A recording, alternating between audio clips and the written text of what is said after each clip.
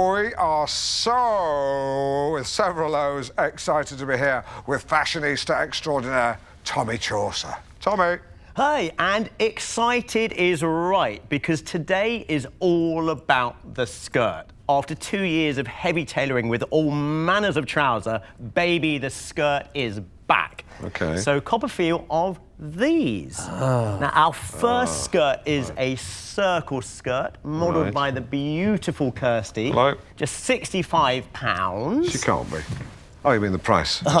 And it's a skirt that's an expression of joy. It's summertime, it's good times, it's light, it's airy, and it's fun. It's a happy skirt, Yes. isn't it? It's Yeah. very elated. It's over the moon. It is. It's chuffed to bits. Can't wipe the smile off its No, face. it's billowy. Like a windsock. Like a Is windsock. it? Or like a tent. Yes, Or, a marquee, wedding marquee, like maybe? a big wedding marquee that's not been moored properly. That's right. And you can see exactly what the skirt does for Kirsty's posture, the way she walks, the way she holds herself. And wow, Kirsty owns it. Really? Oh, well, thank you for bringing it in, Kirsty. I mean, she makes it work for her. Oh, totally, yeah. I mean, Simon, Yes. say something. It's got a beautiful silhouette. Yes, I mean, Yes. it is a great shape. It really is. I would also add that it's comfortable, modest, and good for Sunday best. Useless. And it's got 2 poppers, so you can adjust it if you do change in size or once a month, possibly. Because when a woman enters the menstrual stage of a feminine cycle, she will swell around the tummy. So let's bring out our next gorgeous girl, Julia. Julia! Now, this is a Dirndl skirt. Now, this I love. It's shaped like a bell, concentrated around the waist, around the hips, and this one is very on trend. It is like a stripy bell with her legs as the hammer. Feel the fabric, Simon, then talk about it. Really? Yeah, yeah. Have a feel. Feel the fabric. Oh. Yeah. Decent. Yeah? Exactly, and it's Decent bit of skirt. So, no, sorry, I take that back. Well, it's saying Dolce Vita, Roman holiday. It is, it's saying... Molto bene! Molto bene! Molto bene! Molto bene! Not that loud, but, you know...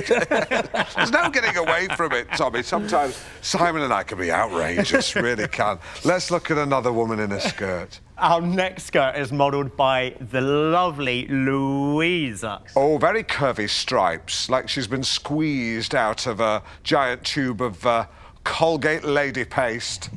And we've paired the skirt with daring red shoes that really draw the eye. And it says I'm on the town, it says I mean business. It says I'm comfortable, but I'm nobody's fool. Yeah, it's saying I'm a whirling dervish. Yes, I like to go to the office, but sometimes I like to sit on a park bench with Ryvita and Philadelphia looking sad. But it's also saying I'm happy, I like to leap in the air and sing, whoa, body form. That's, yeah. It never bloody shuts up, this Yeah, skirt. well, What are you talking about? it is a stripy chatterbox. It is. Good. It's a magnificent skirt. Tommy, join me at the lady. I think this look works for Julia, but I can also see her perhaps with her hair up. Totally. Excuse like me, my this. darling. Thank you, darling. Maybe a shocking pink clutch bag, sleeves pushed up, LA Law style. Totally. See that? Hair up, daytime casual, hair down, one word, accessorise. Wrist, neck, ears. Head, shoulders, knees and toes. No. Nails, lots of colour, accessories where you can really let your hair down. Yeah, although I just told you to put it up to me. She's smiling. Earrings, maybe a couple of big hoops. Just toss your head back and shake it around, let them clank against your neck. Thanks, Louisa. Thanks, sweetheart. That was sensational. Less morning has broken, more morning has soaken, since every morning I have soaken or soaked my bed with perspiration. For this is the night sweats.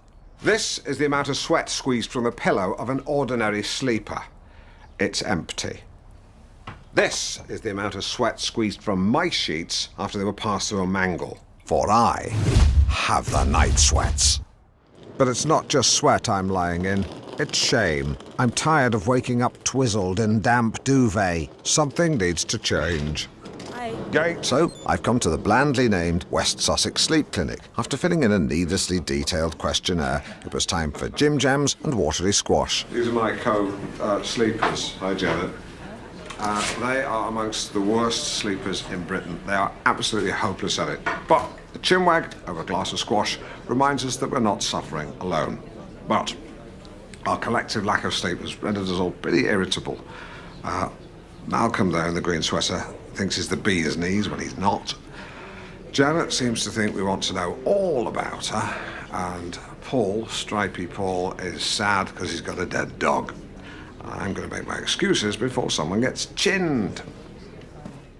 Back in my room, with my head sporting more cables and lights than my assistant's modem, I was ready. And so to sleep, perchance to sweat.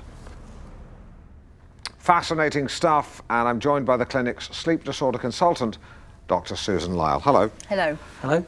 You took a peep at my sleep. What did you reap?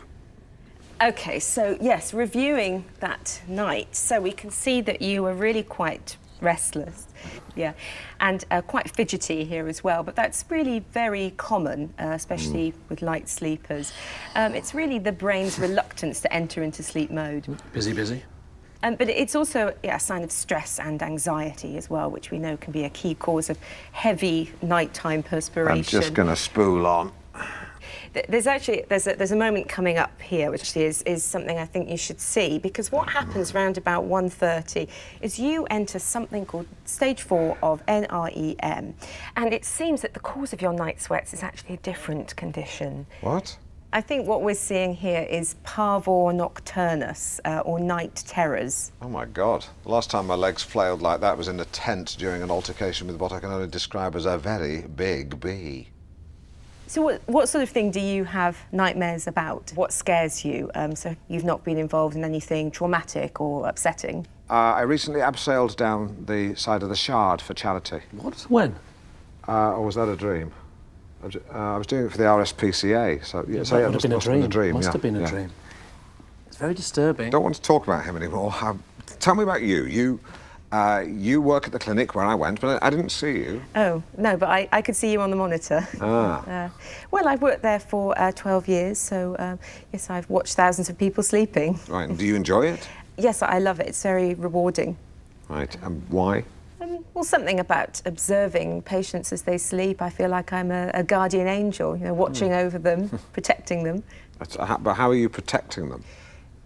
Well, in that they're in my charge, so I could harm them, but I choose not to.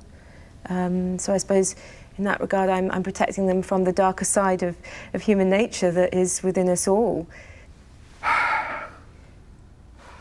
Susan, great having you on the show. I don't have any more questions. Simon, do you? No. Good. I'm going to let you go. I'm happy to talk Nah. more. You don't want me to stay for the phone? Nah. Instead, let's talk to viewers and ask, what do you dream about? The lines are open, so tell us what you ponder in the land of Nod.